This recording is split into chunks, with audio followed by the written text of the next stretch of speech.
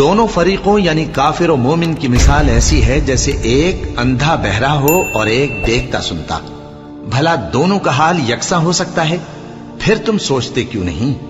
اور ہم نے نوح کو ان کی قوم کی طرف بھیجا تو انہوں نے ان سے کہا کہ میں تم کو کھول کھول کر ڈر سنانے اور یہ پیغام پہنچانے آیا ہوں کہ اللہ کے سوا کسی کی عبادت نہ کرو، مجھے تمہاری نسبت دردناک عذاب کا خوف ہے.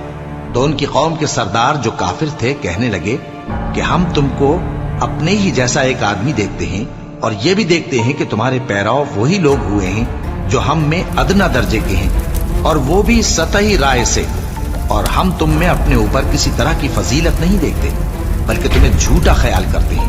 فرمایا کہ اے قوم دیکھو تو اگر میں اپنے پروردگار کی طرف سے دلیل روشن رکھتا ہوں اور اس نے مجھے اپنے ہاں سے رحمت بخشی ہو جس کی حقیقت تم سے پوشیدہ ہو گئی ہے، تو کیا ہم اس کے لیے تمہیں مجبور کر سکتے ہیں جبکہ تم اس سے ناخوش ہو؟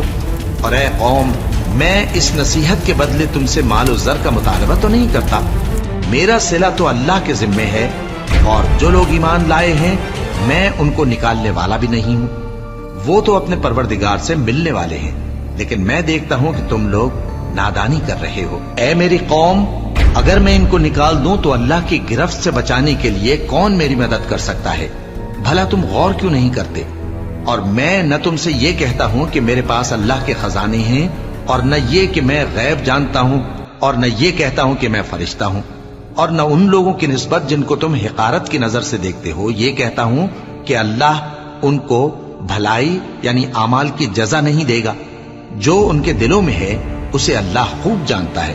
اگر میں ایسا کہوں تو بے انصافوں میں ہو جاؤں. انہوں نے کہا کہ نوح تم نے ہم سے جھگڑا تو کیا اور جھگڑا بھی بہت کیا، اب اگر تم سچے ہو تو جس چیز سے ہمیں ڈراتے ہو وہ ہم پر لا نازل کرو. نوح نے کہا کہ اس عذاب کو تو اللہ ہی چاہے گا تو نازل کرے گا، اور تم اللہ کو کسی طرح ہرا نہیں سکتے. اور اگر میں یہ چاہوں کہ تمہاری خیر خواہی کروں اور اللہ یہ چاہے کہ تمہیں گمراہ رہنے دے تو میری خیر خواہی تم کو کچھ فائدہ نہیں دے سکتی.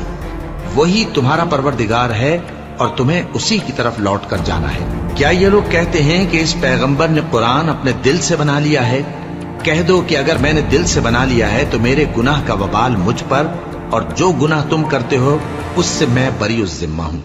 اور نوح کی طرف وحی کی گئی کہ تمہاری قوم میں جو لوگ ایمان لا چکے ان کے سوا اور کوئی ایمان نہیں لائے گا، تو جو کام یہ کر رہے ہیں ان کی وجہ سے غم نہ کھاؤ، اور ایک کشتی ہمارے حکم سے ہمارے سامنے بناؤ، اور جو لوگ ظالم ہیں ان کے بارے میں مجھ سے کچھ نہ کہنا، کیونکہ وہ ضرور غرق کر دیے جائیں گے. اور نوح نے کشتی بنانا شروع کر دی، اور جب ان کی قوم کے سردار ان کے پاس سے گزرتے تو ان سے تمسخر کرتے.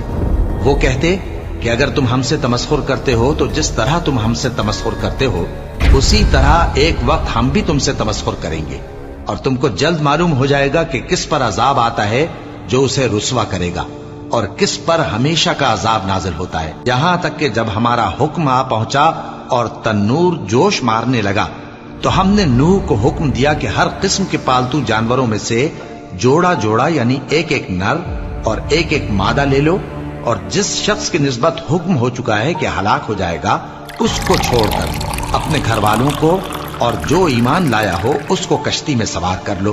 اور ان کے ساتھ ایمان بہت ہی کم لوگ لائے تھے. نوح نے کہا کہ اللہ کا نام لے کر کہ اسی کے کرم سے اس کا چلنا اور ٹھہرنا ہے، اس میں سوار ہو جاؤ. بے شک میرا پروردگار بخشنے والا ہے، مہربان ہے. اور وہ ان کو لے کر طوفان کی لہروں میں چلنے لگی. لہریں کیا تھیں؟ گویا پہاڑ تھے.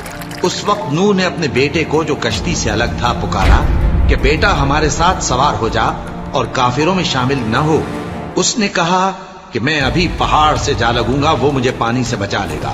فرمایا کہ آج اللہ کے عذاب سے کوئی بچانے والا نہیں اور نہ کوئی بچ سکتا ہے مگر وہی جس پر اللہ رحم کرے. اتنے میں دونوں کے درمیان لہر حائل ہو گئی اور وہ ڈوب کر رہ گیا. اور حکم دیا گیا کہ اے زمین اپنا پانی نگل جا، اور اے آسمان تھم جا. اور پانی خشک ہو گیا اور کام تمام کر دیا گیا. اور کشتی کوہ جودی پر جا ٹھہری، اور کہہ دیا گیا کہ بے انصاف لوگوں پر لعنت.